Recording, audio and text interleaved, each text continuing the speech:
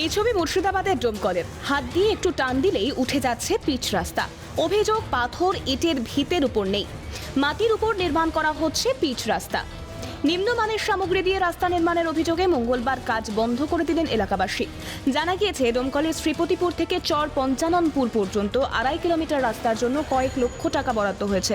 অভিযোগ, রাস্তা নির্মাণের বরাদ্দ টাকা থেকে কাটমানি খেয়েছেন শাসক দলের নেতারা, তাই এমন নিম্নমানের রাস্তা।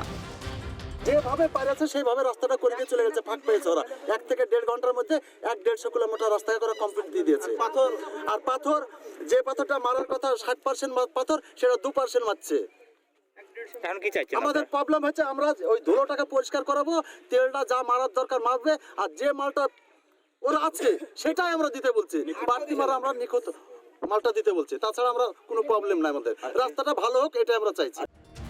অন্যদিকে মাটি মাফিয়াদের দৌরাত্মে নদিয়ার নবদ্বীপের ফরেস্টডাঙ্গা এলাকায় রাস্তা বেহাল, চলাচলের অযোগ্য হয়ে উঠেছে। রাস্তায় হাঁটু সমান কাদা, এমনকি অবৈধভাবে রেল সেতুর কাছে মাটি তোলা হচ্ছে বলে অভিযোগ।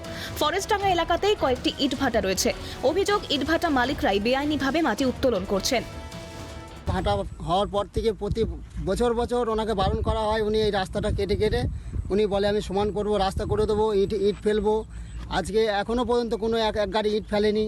তারপরে এখন এই যে কাদা হয়েছে, কাদার মধ্যে দিয়ে আমাদের যত সমস্ত মেয়ে ছেলে বাচ্চা কাচ্চা, এখান থেকে বয়স্ক লোকরা হেঁটে যায়, কাদার মধ্যে পড়তে যায়। মুর্শিদাবাদের রাস্তা নির্মাণের কাটমানি আর নদিয়া মাটি মাফিয়ার দৌরাত্ম্য, মমতার প্রশাসনের কেন নজর নেই প্রশ্ন উঠছে। মুর্শিদাবাদ থেকে মৃন্ময় গোস্বামী ও নদিয়া থেকে মহাদেব কুণ্ডুর রিপোর্ট, ক্যালকাটা টেলিভিশন নেটওয়ার্ক।